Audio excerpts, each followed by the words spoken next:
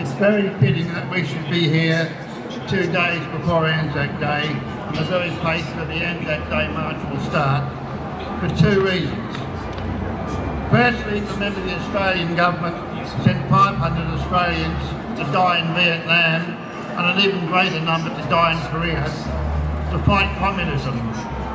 And yet now they grovel to the Chinese Communist Party, who are even worse than the Vietnamese communists and even armed and supported the murderous regime of the Khmer Rouge. Secondly, we are told to acknowledge the great sacrifice made by servicemen in wartime. While if servicemen are prepared to sacrifice their lives for freedom, Australians should be prepared to sacrifice some economic prosperity, and politicians should be ready to sacrifice promotion or their careers, if that is what is necessary, to condemn these atrocities being committed by the murderous regime in Beijing. Chinese communism is based on Marxism, Leninism, Stalinism and Maoism. One of the core principles is that a useful lie is better than a useless truth, which is why no one should take comfort in the promise of the Chinese government to end the use of executed prisoners as a source of organs, because the Chinese Communist Party, like all communists, are pathological liars. The screening by SBS TV recently of the documentary Human Harvesting, exposing the killing of political prisoners in China to get their organs to sell for transplants on Dateline Tuesday 7th of April, generated unprecedented publicity in media outlets all over the world. The documentary was a cut-down version of the recently released film in America, David and Goliath, which concerns the years of investigation by Nobel Prize nominee David Matas and former Canadian Secretary of State for Asia David Kilgour into organ harvesting in China. No longer since the screening of that documentary can the Australian government and the Australian media turn a blind eye to this ongoing atrocity on the grounds that they have no proof, because now they have the proof. The killing of Falun Dafa practitioners and other dissidents to get their organs is a logical conclusion of the philosophy of communism, because communists and Maoists believe the end justifies the means, and communism, having no spiritual basis, treats human beings as objects. Communists won't tolerate dissent, and organ harvesting is a way of removing dissidents and making money for the Communist Party at the same time. Most of the Chinese people here today know how bad communism is. Unfortunately, most politicians cover up the crimes of the Chinese Communist Party. The history of Australian relations with the Chinese Communist Party has been one of double standards, ever since the Whitlam government dumped the free and democratic Kuomintang regime in Taiwan and recognised the Chinese Communist Party as the legitimate rulers of China. They tell us it was wrong for Iraq to occupy Kuwait, but it is fine for China to occupy Tibet.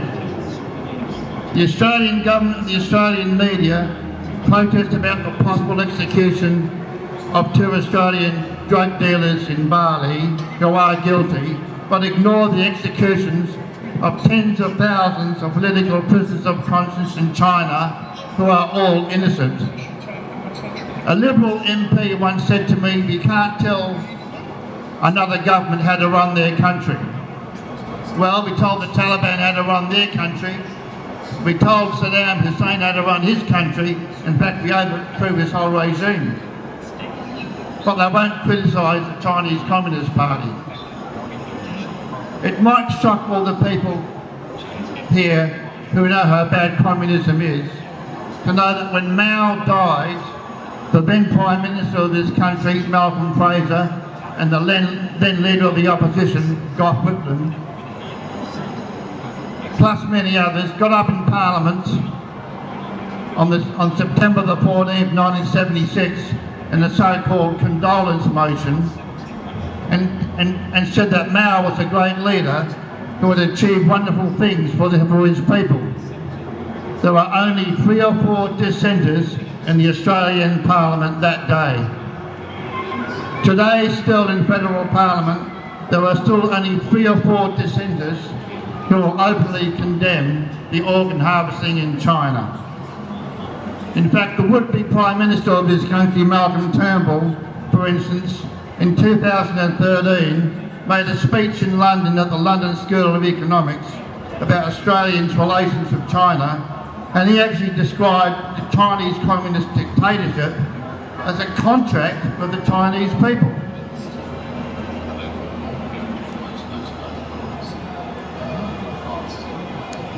Except for the Greens Party, notably New South Wales MLC David Shoebridge and Jamie Parker, the MP for Balmain, and in Canberra Senators Nick Xenophon and John Madigan, and MPs Andrew Wilkie and Michael Danby from Victoria, who have condemned the Chinese government for organ harvesting.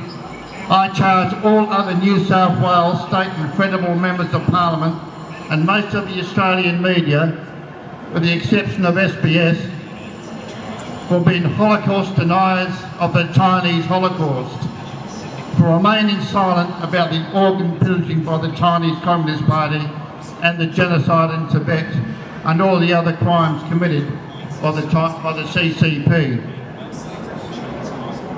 The Liberal National Coalition and the Labor Party alike, they both want a lean and mean China, tightly controlled under the iron heel of the Chinese Communist Party, because it is easier to do business with.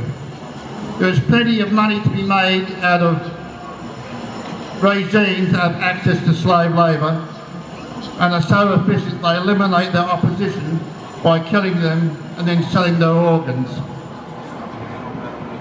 Secretly, I think many people from the major parties in this country secretly admire the brutal tactics of the Chinese Communist Party and would like to implement them here. Democracy, unfortunately, is going out of favour.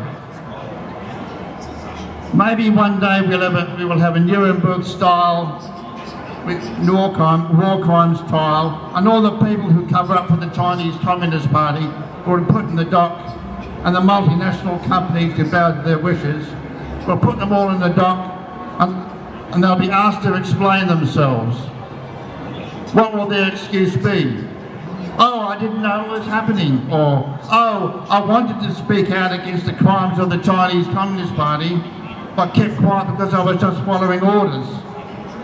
The message I have for you today is, don't buy anything that says made in China unless you have no compunction against buying goods made by slave labour. And tell your Member of Parliament that you won't vote for them unless they are prepared to condemn the killing of political prisoners in China for the purpose of harvesting their organs. Thank you very much.